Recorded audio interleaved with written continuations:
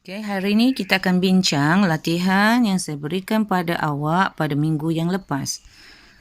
Sila rujuk helaian masing-masing ataupun rujuk pada skrin paparan ya. Jadi di bawah bab 10 gelombang bunyi sebenarnya kita boleh tengok kita sudah pelajari beberapa perkara di bawah gelombang bunyi. Yang pertama kita boleh tengok di bawah ciri-ciri gelombang bunyi, iaitu bunyi memerlukan medium untuk perambatan. Medium boleh jadi pepejal, cecair ataupun gas. Dan kita kena ingat, bunyi ini sebenarnya merupakan satu bentuk tenaga yang dihasilkan oleh getaran. Jadi, getaran tu boleh dipindahkan oleh zarah-zarah sama ada dalam keadaan pepejal, cecair ataupun gas. Dan bunyi juga boleh dipantulkan.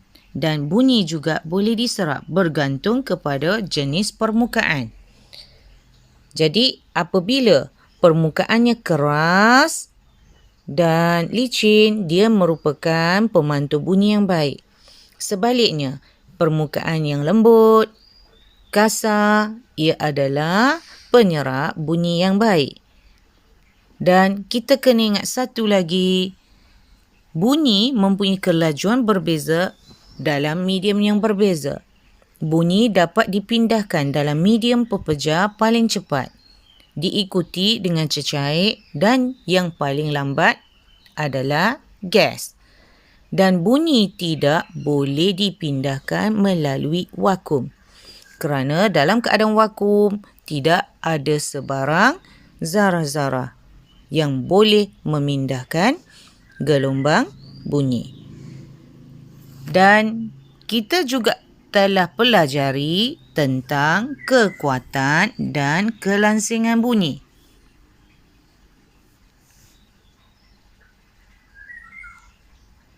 Kelangsingan bunyi bergantung kepada frekuensi bunyi.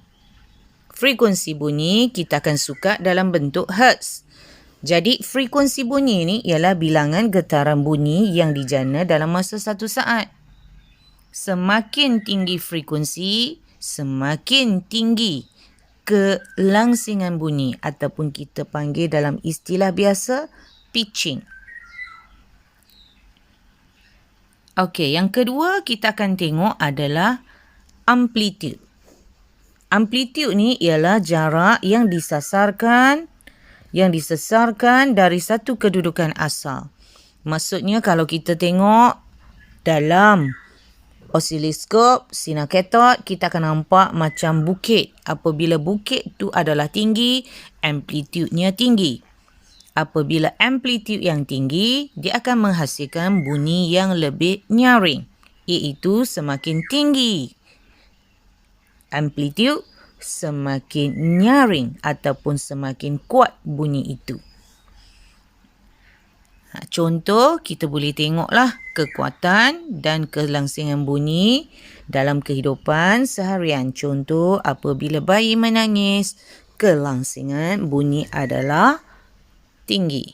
Tetapi suara lembu adalah kelangsingan bunyi yang rendah. Seseorang yang tengah menangis kuat, itu adalah kenyaringan yang tinggi. Manakala semasa kita membisik, itu adalah kenyaringan yang rendah. Okey, yang ketiga kita dah bincang sebelum ni ialah tentang fenomena dan aplikasi pantulan gelombang bunyi dalam kehidupan seharian kita. Yang pertama, gema. Gema ni berlaku disebabkan oleh pantulan bunyi. Dan pantulan bunyi yang terhasilnya gema biasa adalah permukaan yang keras. Contoh di dalam gua, di dalam terowong ataupun dalam dewan yang tertutup. Kita akan tengok pula yang kedua ialah kesan Doppler, iaitu kesan di mana frekuensi bunyi akan meningkat apabila bunyi menghampiri pemerhati ataupun akan berkurang apabila ia melepasi pemerhati. Jadi hal macam ni kita panggil sebagai kesan Doppler. Jadi aplikasi pantulan gelombang bunyi dalam kehidupan seharian kita boleh tengok dalam beberapa benda.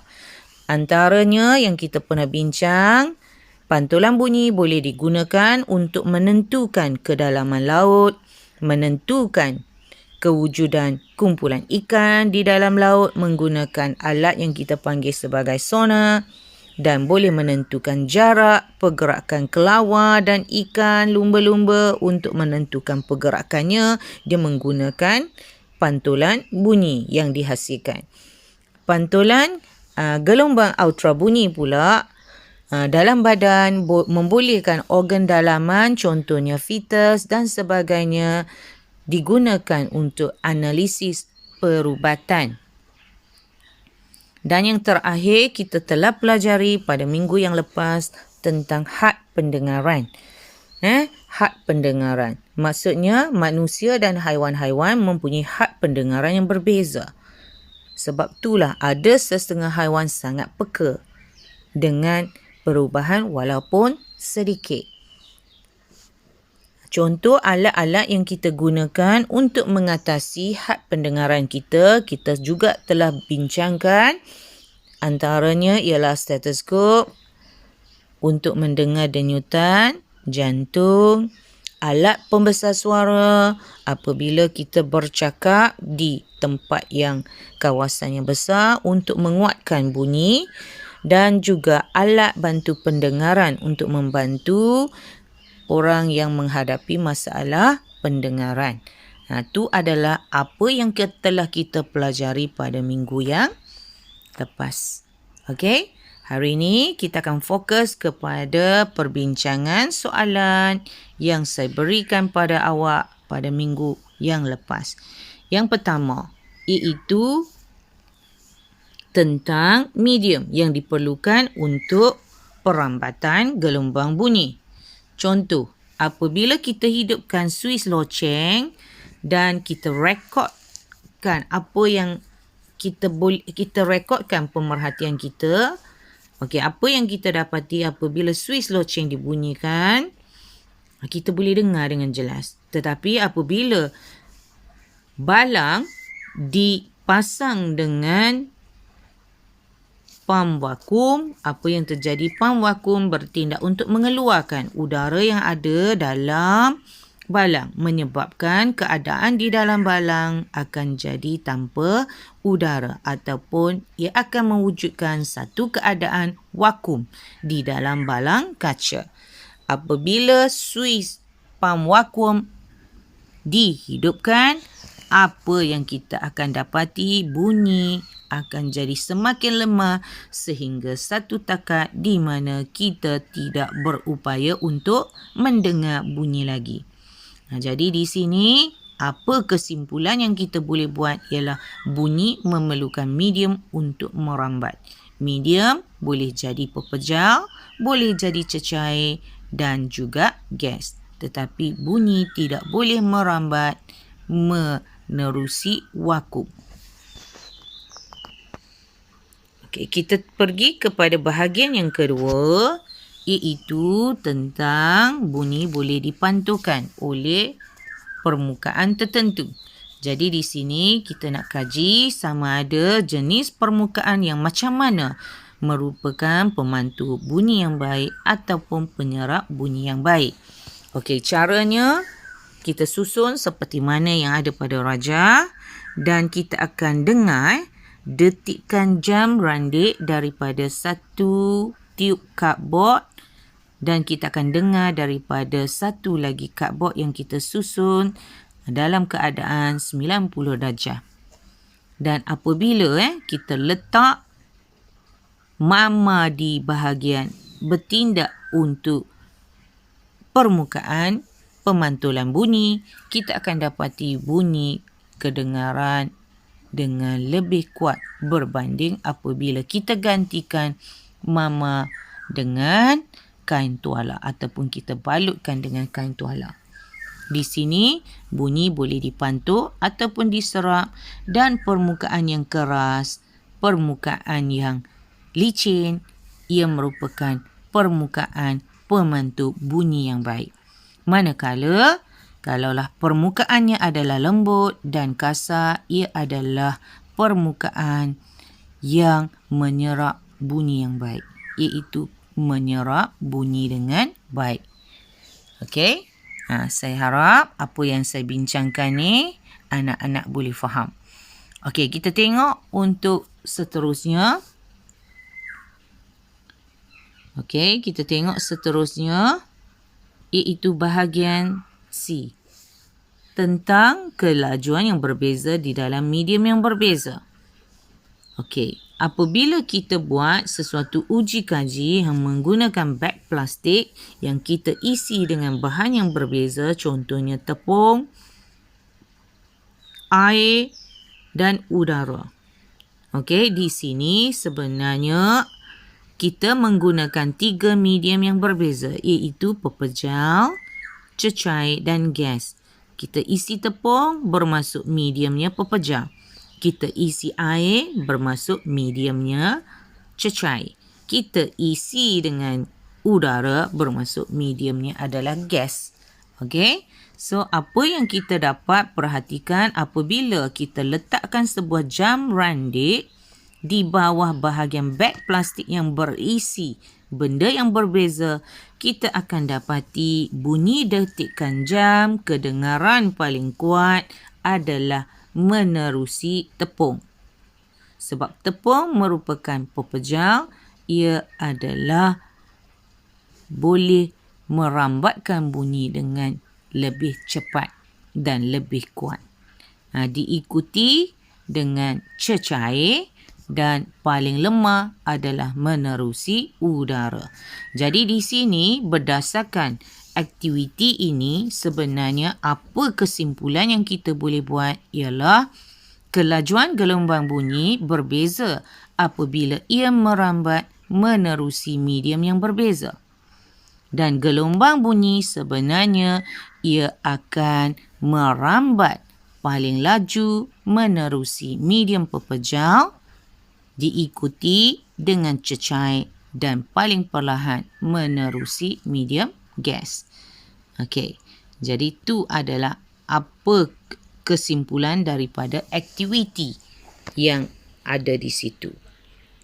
Dan satu lagi, kita kena tahu apabila kita nak mengkaji kekuatan ataupun kenyaringan dan juga kelangsingan bunyi, kita boleh menggunakan satu alat yang kita panggilkan sebagai OSK, iaitu singkatan OSK adalah Oscilloscope Sinar Kathod. Jadi alatnya adalah kita boleh tengok bentuk gelombang yang terhasil pada paparan skrin.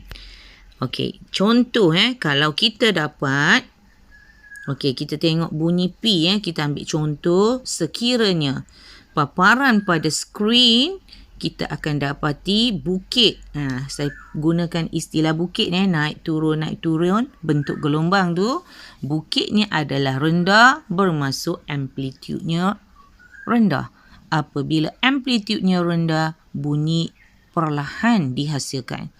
Manakala contoh kita tengok bunyi Q, kita dapati skrin pada paparan tu adalah bukitnya adalah tinggi, iaitu bentuk gelombang bunyinya adalah tinggi, amplitudenya besar, iaitu dia akan dapat menghasilkan bunyi yang kuat ataupun kenyaringan bunyi yang lebih tinggi. Dan kita tengok pula pada bunyi R. Pada bunyi R, kita dapati bukit tu bukan setakat tinggi, ia juga rapat di antara satu sama lain. Bermaksud ulangan, bilangan ulangan lebih daripada yang bunyi-bunyi P dan bunyi Q. Di sini bermaksud bunyinya adalah paling kuat dan bunyinya adalah paling langsing. Okey, langsing bermaksud dia punya frekuensi sudah bertambah berbanding dengan bunyi P dan bunyi Q. Macam mana kita nak tahu bilangannya, frekuensinya bertambah? Kita boleh bilang pada bukit tadi. Berapa bukit yang ada di situ pada paparan? Kan kita boleh tengok di situ dia ada lebih daripada 4. Yang lain dia hanya ada 4. Okey, jadi di sini frekuensinya tinggi. Okey. Dia punya amplitude pun tinggi, bermaksud bunyi yang dia hasilkan adalah kuat dan langsing. Itu sahaja untuk perbincangan soalan pada hari ini. Saya harap anak-anak boleh faham apa yang saya bincangkan pada hari ini. Okey, kita akan terus belajar pula pada sesi akan datang. Sekian, terima kasih.